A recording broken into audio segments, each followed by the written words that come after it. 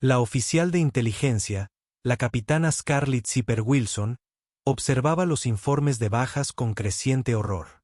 El equipo SEAL Bravo había perdido 4 hombres en las últimas 3 semanas.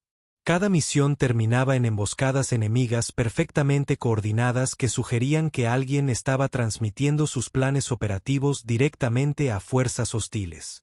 Pero cuando empezó a investigar las filtraciones de inteligencia, las pruebas apuntaban a la única posibilidad que nadie quería considerar. El traidor no pertenecía a la comunidad de inteligencia, no estaba al mando, ni era un espía enemigo sin rostro. Vestía el mismo uniforme, portaba las mismas armas y compartía la misma hermandad que los hombres que morían a causa de sus actos. La capitana Scarlett Wilson se encontraba en su oficina del cuartel general del Comando de Guerra Especial Naval a las 3, rodeada de archivos clasificados, informes de inteligencia y fotografías de militares estadounidenses muertos. A sus 31 años, tenía el pelo castaño rojizo recogido en un moño reglamentario, ojos verdes que no se perdían nada y una mente entrenada para encontrar patrones en el caos. Su especialidad era la contrainteligencia, identificar amenazas a las fuerzas de operaciones especiales estadounidenses y neutralizarlas antes de que pudieran causar daños. Pero el daño ya estaba hecho. El último informe de bajas estaba abierto en su escritorio.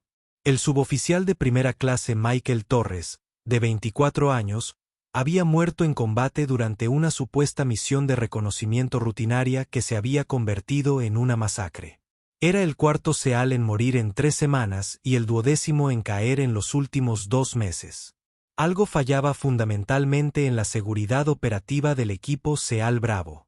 Y Scarlett tenía la tarea de averiguar qué. El patrón era innegable. Todas las misiones que el equipo Bravo había emprendido en las últimas 8 semanas se habían visto comprometidas de alguna manera.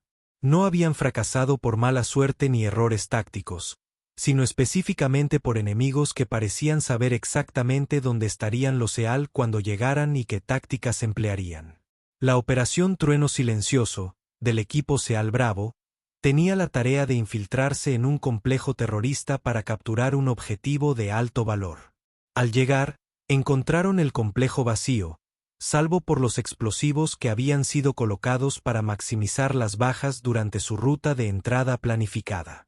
La Operación Caballo Oscuro, una misión de rescate para rescatar a los contratistas estadounidenses capturados, se convirtió en una emboscada cuando las fuerzas enemigas esperaban en las posiciones precisas para atrapar al equipo SEAL en una zona de aniquilación. La Operación Lluvia de Acero, una misión de recopilación de inteligencia, resultó en un tiroteo continuo cuando el equipo se topó con enemigos que se habían posicionado previamente a lo largo de su ruta de extracción planificada. Cada operación se había planeado utilizando diferentes fuentes de inteligencia, diferentes canales de comunicación y diferentes cronogramas operativos. El único factor común era el sellado del propio equipo Bravo. Scarlett abrió los archivos personales del equipo Bravo en su computadora segura. 12 hombres, todos con historiales de servicio ejemplares, todos con autorizaciones de seguridad de alto secreto, todos con años de operaciones exitosas a sus espaldas. Si uno de ellos trabajaba para el enemigo, era el traidor más improbable de la historia militar. Pero las pruebas apuntaban precisamente en esa dirección. Scarlett comenzó su investigación como la habían entrenado, sin asumir nada ni confiar en nadie. Empezó con interceptaciones de comunicaciones, buscando cualquier evidencia de contacto no autorizado entre el personal del equipo Bravo y terceros. La Agencia de Seguridad Nacional le proporcionó meses de datos de vigilancia electrónica, llamadas telefónicas, correos electrónicos, mensajes de texto y actividad en Internet de cada miembro del equipo. Pasó días analizando los datos, buscando patrones que pudieran indicar comunicación encubierta con fuerzas hostiles. Nada. Las comunicaciones de los SEAL eran exactamente lo que esperaría del personal militar de élite. Contacto con familiares, correspondencia administrativa rutinaria y el tipo de interacción informal que caracterizaba a las unidades militares muy unidas. A continuación, examinó los registros financieros. Los comerciantes a menudo actuaban motivados por el dinero, y las transacciones financieras cuantiosas o inexplicables podían indicar pagos de servicios de inteligencia extranjeros. Una vez más, nada inusual. Las actividades financieras de los SEAL eran coherentes con sus categorías salariales y circunstancias personales. No había depósitos sin explicación, ni compras sospechosas, ni evidencia de riqueza repentina. Scarlett amplió su investigación para incluir los registros de viajes, buscando cualquier indicio de que los miembros del equipo hubieran realizado viajes no autorizados o tenido contacto con extranjeros en lugares que pudieran facilitar el intercambio de inteligencia. Los resultados fueron igualmente limpios. Cada viaje, cada permiso, cada asignación temporal estaba debidamente documentado y era coherente con las actividades militares normales. Tras una semana de investigación, Scarlett empezaba a preguntarse si el problema podría ser algo más que un traidor dentro del equipo.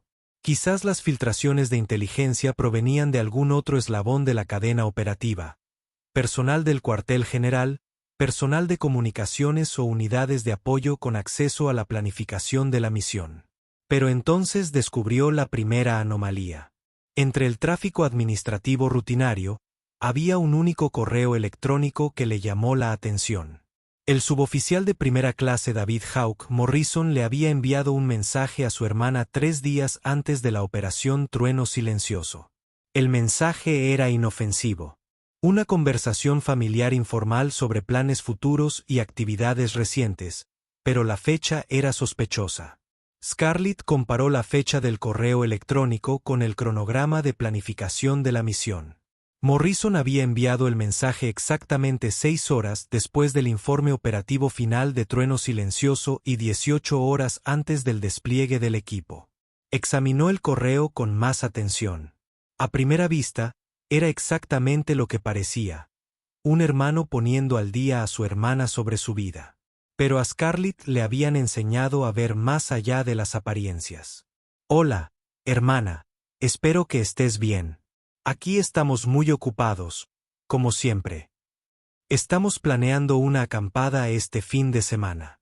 Debería ser divertido, pero podría ser un poco complicado con el tiempo. El pronóstico muestra tormentas que se aproximan desde el noreste alrededor de la medianoche del sábado. Probablemente acamparemos cerca del viejo puente de piedra que recuerdas de cuando éramos niños. Si el tiempo empeora demasiado, quizás tengamos que acortar la excursión y regresar temprano el domingo por la mañana. Te quiero, Dave». Scarlett miró el mensaje durante varios minutos antes de que el patrón comenzara a surgir.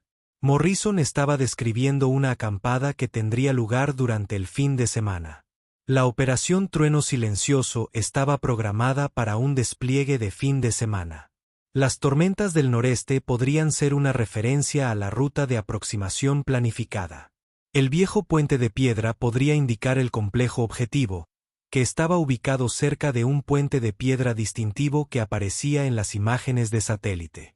Pero también podría ser solo una coincidencia. Los hermanos hablaban con las hermanas sobre acampadas y el tiempo era un tema de conversación común. Scarlett decidió examinar los otros correos electrónicos de Morrison con más atención. Lo que encontró le hizo temblar las manos. Morrison le había estado enviando mensajes similares a su hermana antes de cada operación comprometida. El lenguaje siempre era informal, siempre aparentemente inocente, pero el momento siempre resultaba sospechoso. Y cuando Scarlett empezó a analizar el contenido, suponiendo que se trataba de inteligencia codificada, el patrón se hizo innegable. Morrison usaba correos electrónicos familiares para comunicar detalles operativos a un destinatario desconocido. Pero Scarlett necesitaba más pruebas antes de poder hacer acusaciones que arruinarían la carrera de un SEAL y podrían comprometer las operaciones en curso. Empezó a monitorear las comunicaciones de Morrison en tiempo real, utilizando su autoridad en contrainteligencia para rastrear cada llamada telefónica, correo electrónico y mensaje de texto. También inició una vigilancia discreta de sus actividades en la base y fuera de servicio. Lo que descubrió durante la semana siguiente confirmó sus peores sospechas. Morrison, si se comunicaba con fuerzas enemigas, pero sus métodos eran mucho más sofisticados que simples códigos de correo electrónico. Utilizaba una técnica llamada esteganografía, ocultando información digital en archivos de imagen de aspecto inocente. Las fotos que Morrison enviaba regularmente a su hermana contenían datos ocultos incrustados en los píxeles de la imagen. Para cualquiera que examinara los correos electrónicos con indiferencia, parecían fotos familiares normales, fotos de Morrison con amigos, imágenes de lugares emblemáticos locales, instantáneas rutinarias que cualquier militar enviaría a casa. Pero cuando Scarlett usó software especializado para extraer los datos ocultos, encontró información detallada sobre las operaciones del equipo Bravo de la CSA, la ubicación de los objetivos, las rutas de aproximación, el cronometraje, las asignaciones de personal y los planes tácticos. Morrison le estaba proporcionando al enemigo todo lo necesario para eliminar a sus propios compañeros. Scarlett se enfrentaba a un dilema que trascendía los procedimientos habituales de contrainteligencia. Si informaba de sus hallazgos de inmediato, Morrison sería arrestado y la filtración de inteligencia se detendría. Pero también perdería la oportunidad de usar sus comunicaciones para alimentar información falsa al enemigo, convirtiendo potencialmente el canal de inteligencia en un arma contra fuerzas hostiles. Más importante aún, necesitaba comprender el alcance de la traición de Morrison. ¿Trabajaba solo o formaba parte de una red de espionaje más amplia? ¿Quién recibía su información? ¿Y cómo la utilizaban para coordinar ataques contra las fuerzas estadounidenses? Scarlett decidió seguir vigilando a Morrison mientras desarrollaba un plan para neutralizar la amenaza de forma que le proporcionara la máxima ventaja estratégica. Empezó creando planes operativos falsos para el equipo Bravo de la SEAL. Trabajando con el oficial al mando del equipo, el teniente comandante Marcus Steele Rodríguez, desarrolló misiones ficticias que parecerían auténticas para cualquiera que supervisara las actividades del equipo. El plan era elegante en su simplicidad.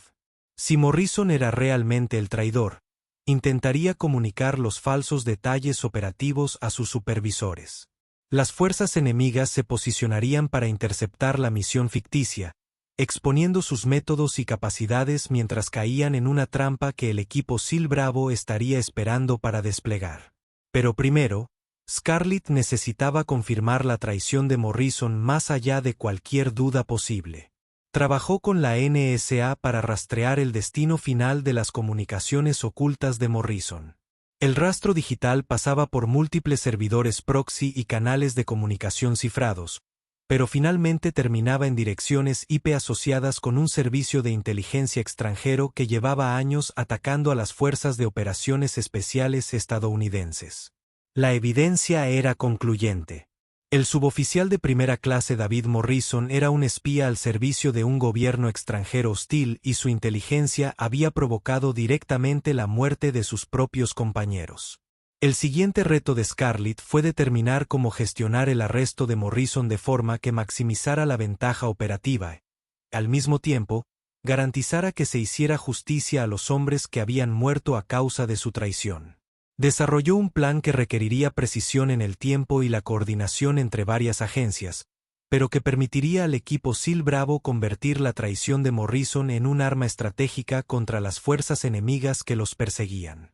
La operación Turquoise comenzó un martes por la mañana cuando el equipo SEAL Bravo recibió órdenes para lo que Morrison creía que era una misión de alta prioridad: capturar a un líder terrorista que operaba desde un complejo en territorio hostil.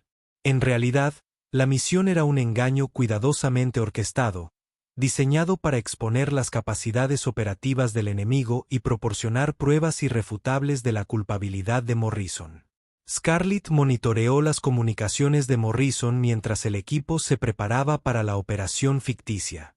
Como era de esperar, Morrison envió información codificada a sus contactos extranjeros, proporcionándoles detalles sobre el enfoque, el cronograma y los objetivos del equipo. Lo que Morrison no sabía era que el equipo SEAL Bravo se estaba preparando para una operación completamente diferente. Una que los colocaría en posición de observar y enfrentarse a las fuerzas enemigas que respondieran a la inteligencia de Morrison. La trampa se activó a la perfección. Las fuerzas enemigas se movilizaron para interceptar al equipo Seal Bravo en la ubicación que Morrison había especificado en sus comunicaciones. En lugar de encontrar personal estadounidense de operaciones especiales vulnerable, se toparon con una emboscada coordinada que involucraba a varias unidades militares estadounidenses, preposicionadas según el análisis de inteligencia de Scarlett. El enfrentamiento resultante fue decisivo. Las fuerzas enemigas fueron eliminadas o capturadas. Sus equipos y dispositivos de comunicación fueron confiscados para su análisis de inteligencia, y sus métodos operativos fueron documentados exhaustivamente.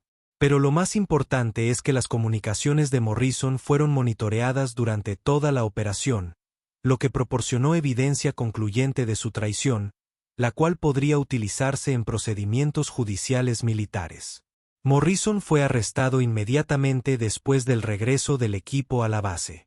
Las pruebas en su contra eran abrumadoras: comunicaciones grabadas con servicios de inteligencia extranjeros, registros financieros que mostraban pagos de fuentes enemigas que se habían ocultado mediante sofisticadas operaciones de lavado de dinero, y testimonios de personal enemigo capturado que lo identificaron como su fuente dentro del equipo Seal Bravo. La investigación reveló que Morrison había trabajado como espía durante más de 2 años, proporcionando información que resultó en la muerte de al menos 16 militares estadounidenses y la vulneración de docenas de operaciones clasificadas. Su motivación era una combinación de desesperación financiera y corrupción ideológica. Morrison había acumulado importantes deudas de juego que no podía pagar con su salario militar, y los servicios de inteligencia extranjeros habían explotado su vulnerabilidad financiera para reclutarlo como agente. Pero el daño que Morrison había causado iba más allá de las bajas inmediatas. Su traición había comprometido los métodos operativos, revelado capacidades tecnológicas y forzado cambios en los procedimientos de seguridad que afectarían a las operaciones especiales estadounidenses durante años. El juicio de David Morrison se convirtió en uno de los casos de espionaje militar más importantes de la historia reciente.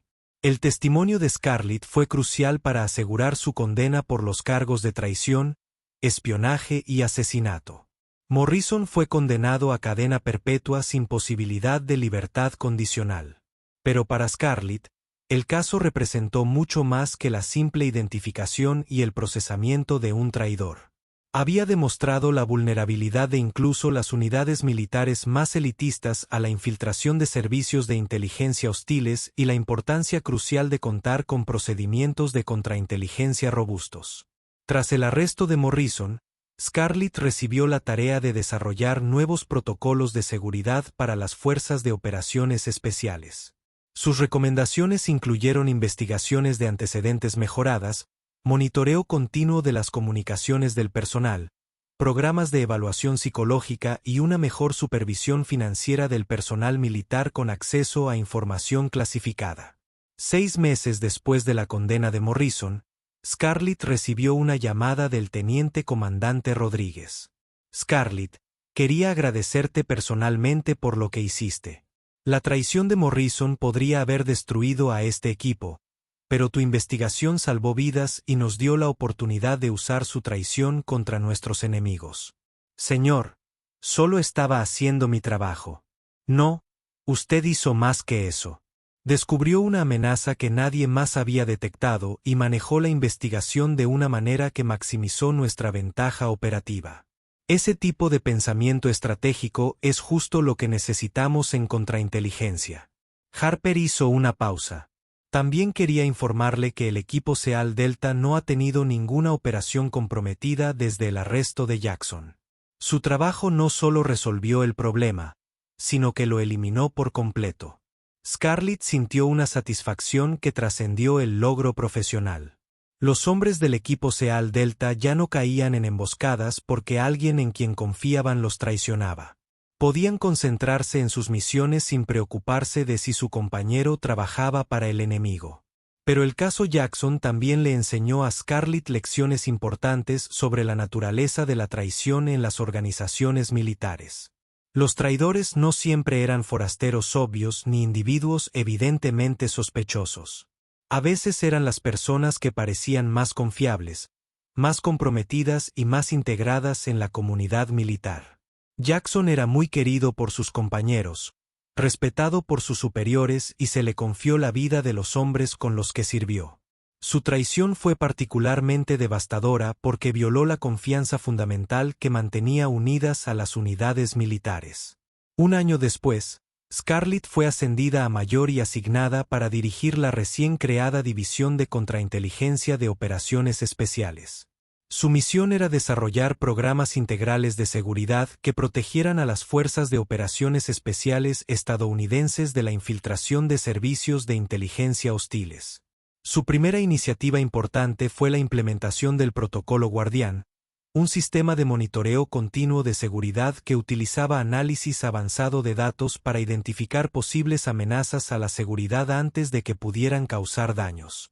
El Protocolo Guardián analizaba patrones de comunicación, actividades financieras, cambios de comportamiento e indicadores psicológicos para identificar al personal que podría ser vulnerable al reclutamiento extranjero o que ya podría estar trabajando para servicios de inteligencia hostiles. El sistema contaba con salvaguardas integradas para proteger la privacidad individual y prevenir abusos, pero proporcionaba a los comandantes una alerta temprana sobre posibles amenazas a la seguridad que podían abordarse mediante asesoramiento, reasignación o investigación, según fuera necesario. 6 meses después de la implementación del Protocolo Guardián, se identificaron 3 posibles amenazas a la seguridad dentro de las unidades de operaciones especiales. 2 casos involucraban a personal con dificultades financieras que lo hacían vulnerable al reclutamiento extranjero y un caso involucraba a alguien que ya había estado en contacto preliminar con servicios de inteligencia hostiles. Los 3 casos se resolvieron mediante intervención antes de que se comprometiera información clasificada o se pusiera en peligro alguna operación. Pero la contribución más significativa de Scarlett a la seguridad de las operaciones especiales fue el desarrollo del programa de capacitación Confiar pero Verificar, una iniciativa educativa integral que enseñaba al personal militar a reconocer y reportar posibles amenazas a la seguridad dentro de sus unidades. El programa se diseñó para ayudar a los militares a comprender que proteger la seguridad operativa no era solo responsabilidad de los profesionales de contrainteligencia. Era responsabilidad de todos estar atentos a las señales de que sus compañeros pudieran estar bajo estrés, enfrentando problemas personales o comportándose de maneras que pudieran indicar problemas de seguridad. La capacitación enfatizaba que reportar comportamientos sospechosos no se trataba de traicionar a los compañeros. Se trataba de protegerlos de cometer errores que podrían arruinar sus carreras y poner en peligro a sus compañeros. Durante la implementación de estos programas, Scarlett se encontró con la resistencia de algunos militares que consideraban que el aumento de las medidas de seguridad estaba socavando la confianza y la camaradería, esenciales para la eficacia de las operaciones especiales. Abordó estas preocupaciones mediante una serie de sesiones informativas y de capacitación que enfatizaban la naturaleza complementaria de la seguridad y la confianza. Las medidas de seguridad no reemplazan la confianza, explicaba a públicos escépticos. Protegen la confianza al garantizar que quienes se han ganado nuestra confianza la merezcan. Cuando sabemos que nuestros compañeros han sido investigados exhaustivamente y monitoreados continuamente para detectar indicios de vulnerabilidad, podemos confiar más en ellos, no menos. Su enfoque resultó eficaz. En los 18 meses posteriores a la implementación de los nuevos protocolos de seguridad, los reportes de comportamiento sospechoso de los miembros de la unidad aumentaron un 300%, pero las falsas alarmas disminuyeron un 60% a medida que el personal recibió una mejor capacitación para reconocer las preocupaciones de seguridad genuinas en comparación con las respuestas normales al estrés. Las medidas de seguridad mejoradas también tuvieron efectos positivos inesperados en la moral y el rendimiento de la unidad. Cuando los miembros del servicio sabían que sus compañeros estaban protegidos de la explotación por parte de servicios de inteligencia hostiles, se sentían más seguros al compartir información confidencial y confiar mutuamente durante operaciones peligrosas. 3 años después del caso Morrison, Scarlett fue invitada a hablar en la Conferencia Anual de Fuerzas de Operaciones Especiales sobre sus experiencias investigando amenazas a la seguridad interna.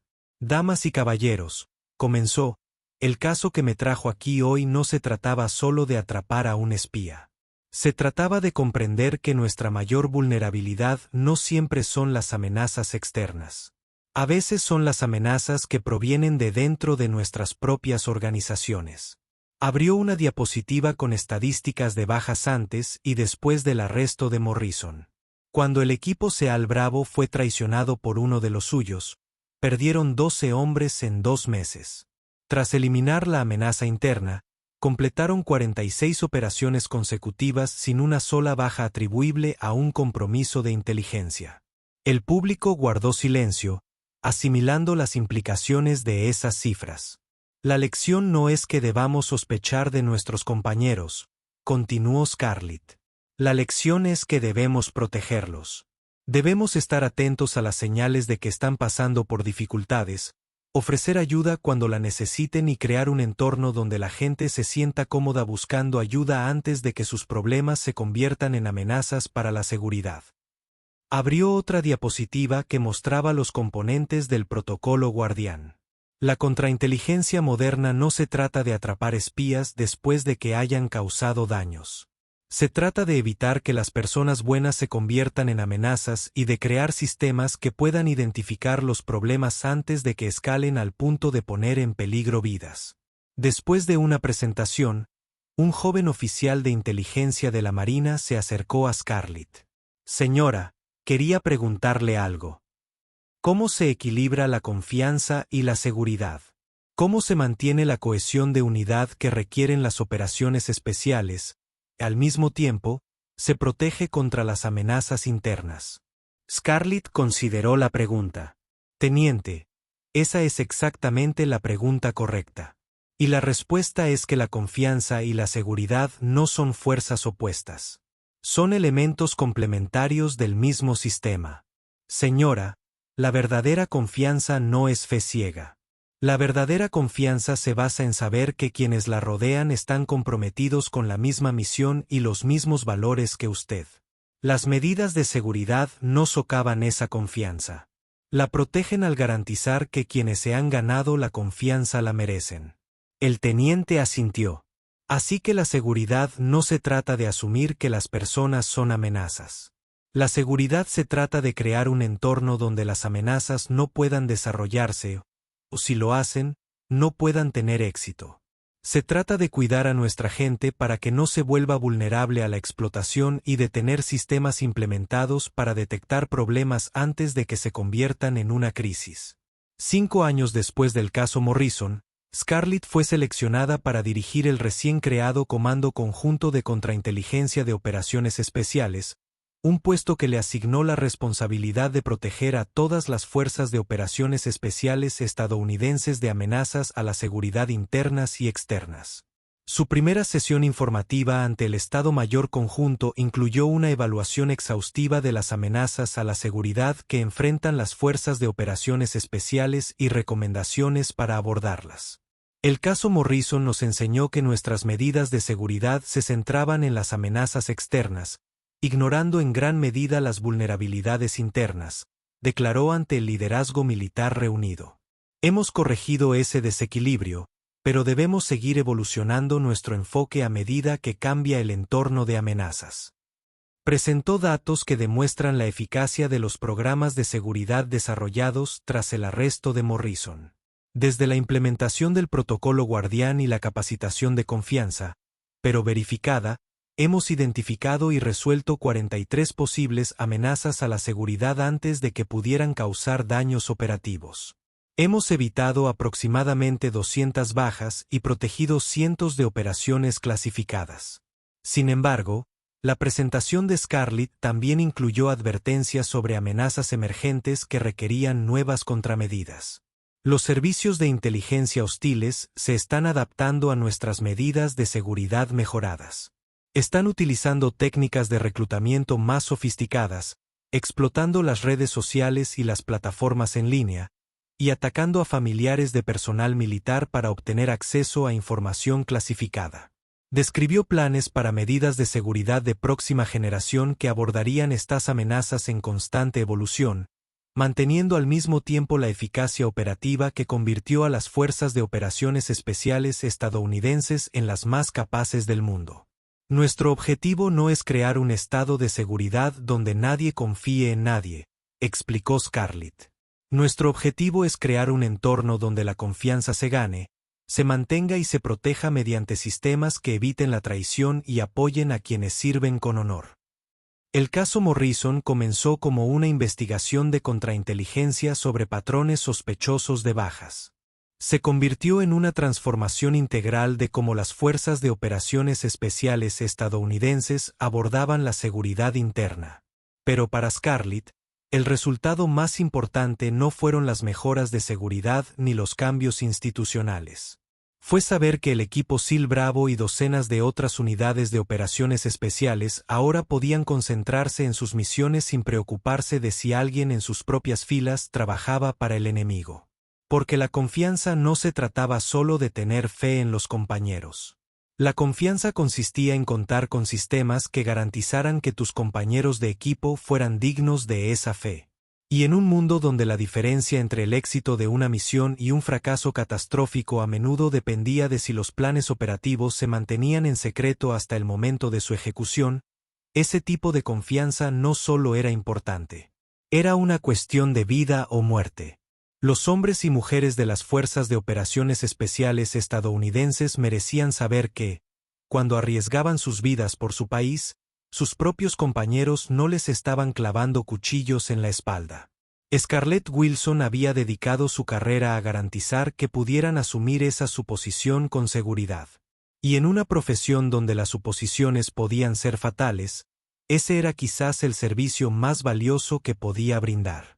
Porque a veces las batallas más importantes no se libraban contra enemigos extranjeros en tierras lejanas.